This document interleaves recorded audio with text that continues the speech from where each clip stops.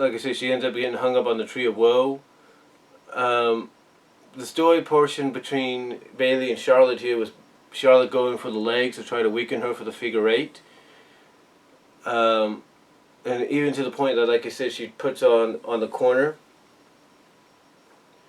in the Tree of Woe. And the finality came when Charlotte tried to ram Bayley while she was in the Tree of Woe, and Bayley just, she's hanging there, and she just lifts herself up like this just in time, and Charlotte ends up hitting the exposed turnbuckle, the semi-exposed turnbuckle that she had exposed herself, which Sasha ran into earlier.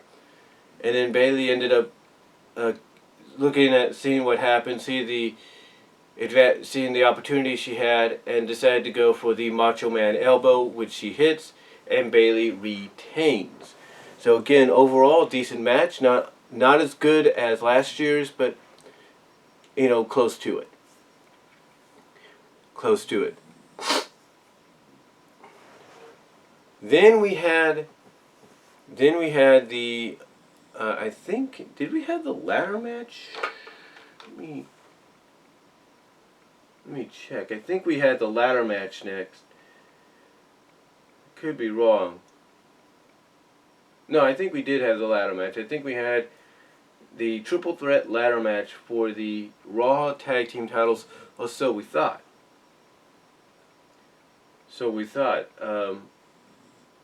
Because no, the match we actually had next was John Cena and Nikki Bella against The Miz and Maurice. And for a mixed, and the video packaging was okay. And for a match that went, I guess, what does Wikipedia say? I think went for about 10 minutes.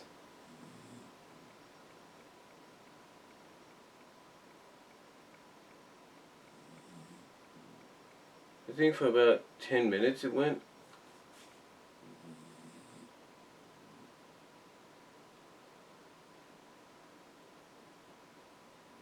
Let me check here.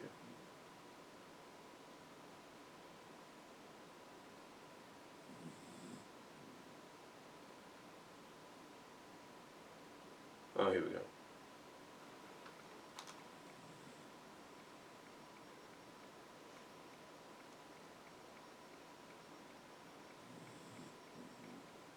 Oh no, it was the ladder match.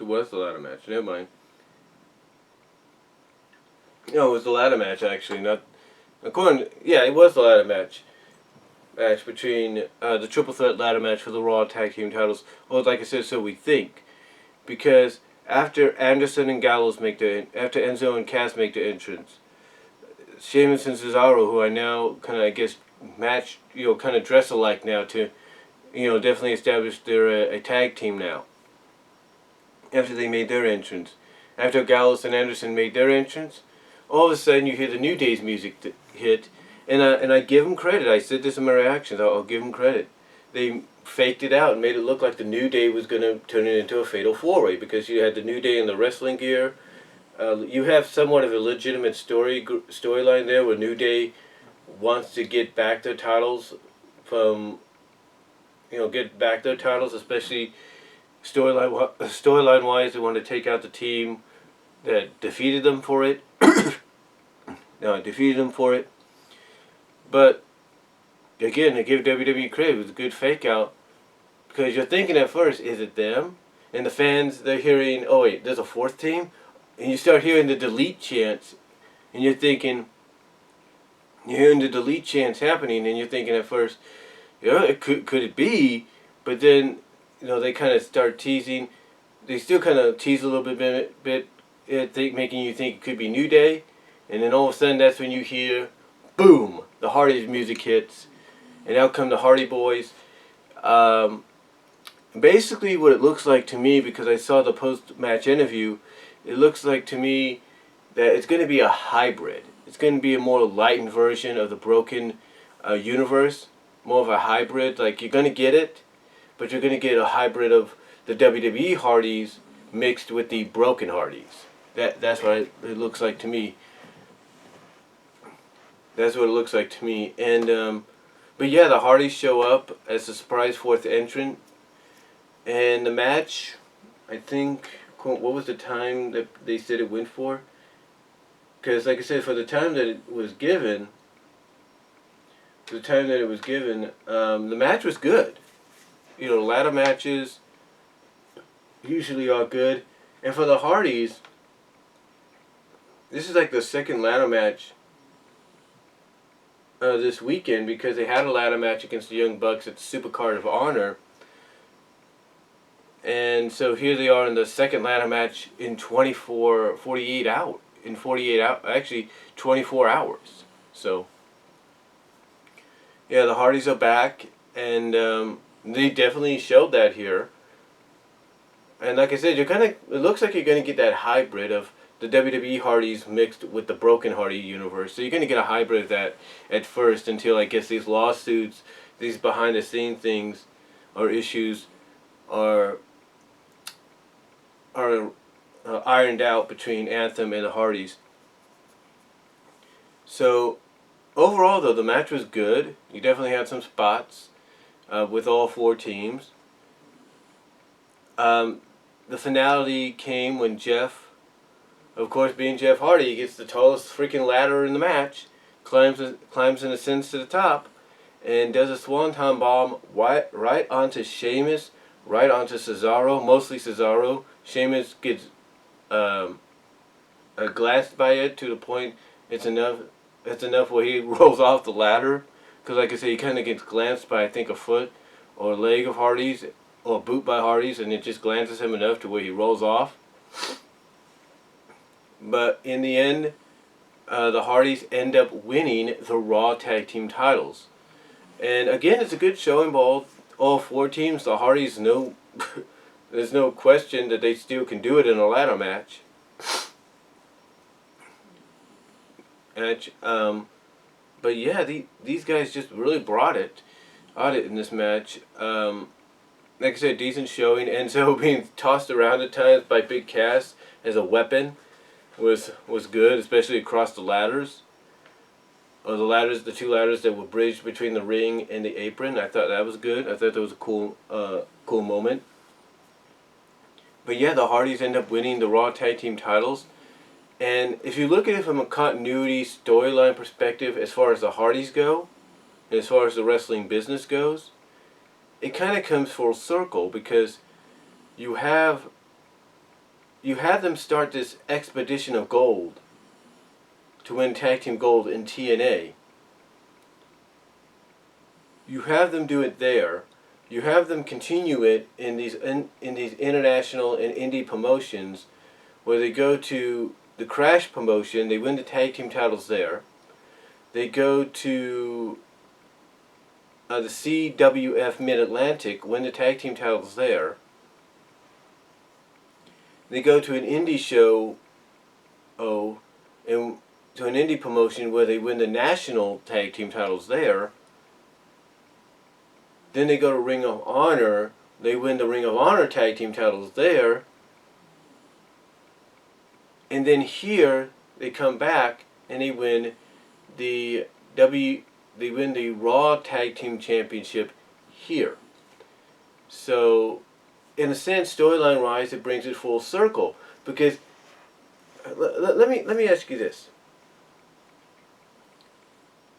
When is the last time any team, if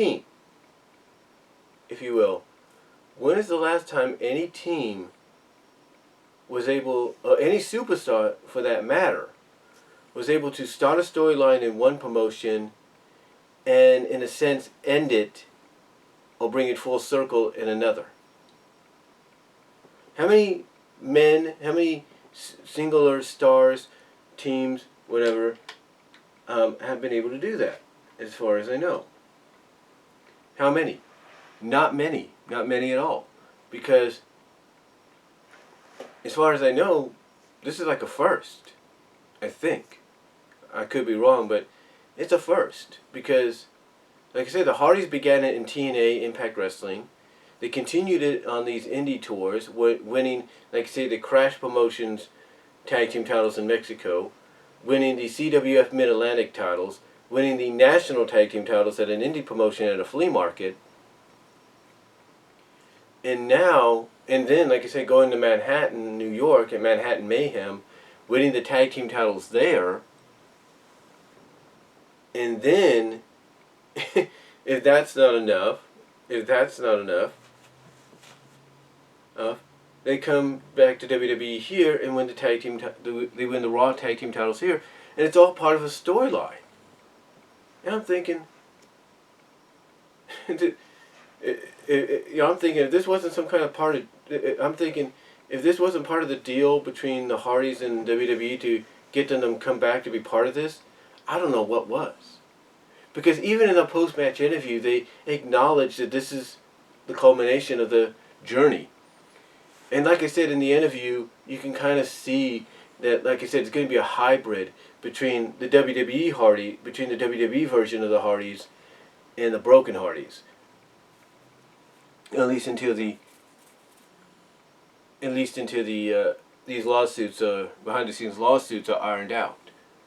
So overall, it's a great. I mean, the place just exploded when they came out, and just a good match. The Hardys definitely added element to it, and in the end, Hardys are the Raw tag team titles, and it looks like they're going to probably end up in a program where Anderson and Gallows going towards Payback. So, oh man, this is going to be in a lot of parts, so I do apologize for that. But like I said, it looks like they're going to go towards a match at Payback. So, can't wait to see what they do there. Can't wait to see it. The next match, John Cena and Nikki Bella against The Miz and Maurice. Like I said, good video packaging here, if you will, for the match, if you cared about it. What was funny about this is John Cena gets so much heat at times, even though everybody has acknowledged that, hey, it's just the fans thinking it's the cool thing to do. But him and Nikki got so much heat that the fans would rather cheer for The Miz and Maurice here. And overall, for the time it was given, the match was okay. Because it was mostly a Miz versus John Cena match. And Miz dominated for most of it. He really did. He really did dominate for most of it until John was able to capitalize on a mistake. I like this. Like I said, the story element for this was okay because you can see that The Miz and Maurice wanted to pull out all the stops to kind of prove themselves right over John and Nikki, even to the point when John had an opening to go tag Nikki, I should say, into the match. Maurice was able to just run over to the corner real quickly and pull Nikki down, and then run back like lightning when Nikki saw what when Nikki when Nikki saw what happened to herself. She was able, Maurice was able to take off like a shot back to her corner.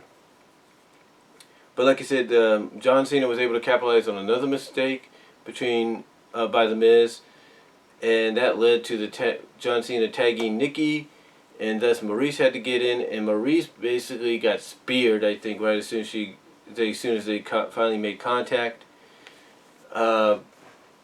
Nikki dominated Maurice here. There's no doubt about it. She dominated her in a sense, to the point that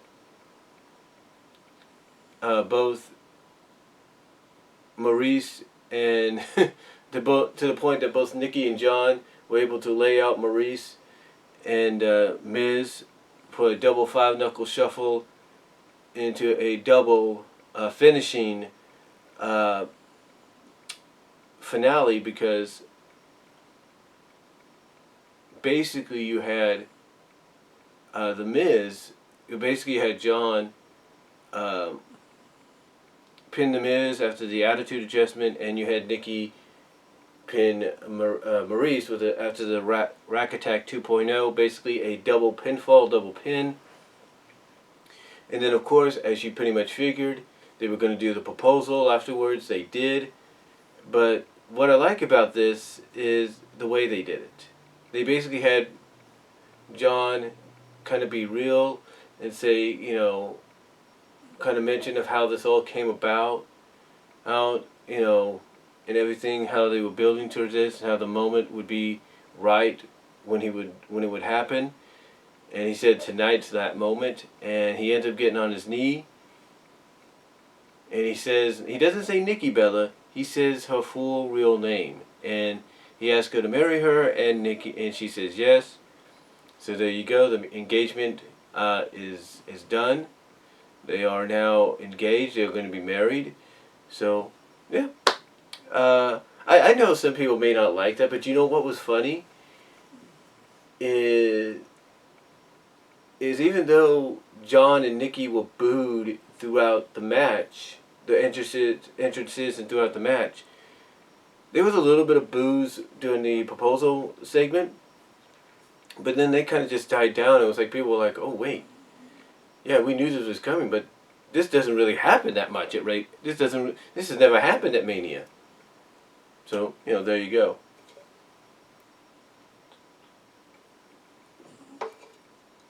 And John, he was all ready and everything. He had the ring and everything. So we'll give him credit on that. The next match, I think was Seth Rollins and Triple H, the unsanctioned match.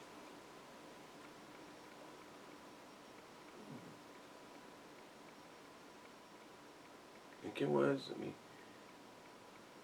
check. Yeah.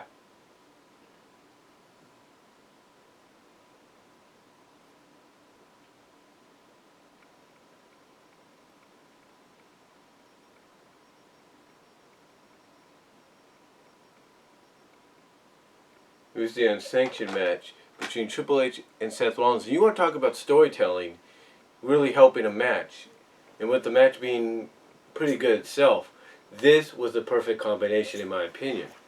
Because it was definitely, the video packaging really sold the story element in the history between Seth and Hunter. The entrances both guys had was pretty good. Triple H had an entrance where he had a police escort, leading him down to the ring, or him and Stephanie down to the ring, because they were riding on this, what looked like, I don't know what it is, kind of like a motor carriage or something like that, motorcycle carriage or something. It was a motorcycle, but basically it was one of those motorcycles with two wheels in the back and one in the front. So, yeah, kind of a Mad Max kind of feeling. I think maybe that's what they were going for. I don't know. Seth, he came out with a torch, and he just dipped it onto the stage, and that lit up the stage. Nice effect there. But the match overall, like I said, you want to talk about a perfect blend of psychological, good in-ring and outside ring psychological work, along with good storytelling. This was it. Because the focus, of course, was the knee 100%. Some people might say it was kind of like hypocritical, because it's like, yeah, you were injuring the knee, you were showing the aftermath of every time Seth would use the knee to hit an insecurity or hit some kind of move on Hunter, that it would buckle or it would hurt. But it's like, okay, fine, that's good storytelling, but then you keep constantly using it like it's not really hurting. But again, like I said, good psychological storytelling here, because it's like you kept wondering, is he just gonna last for so long? And according to the Wikipedia, the time for the match was 25 something minutes. So good enough time to tell the story, story in the ring, psychologically and everything. Stephanie, of course, gets involved several times. She yanks, it's like Seth is going to go for a move from the corner, from one of the top turnbuckles, one of the corners and the top turnbuckles. Stephanie yanks his leg down, then yanks his injured leg down, and then when Seth is about to hit Hunter with the sledgehammer, which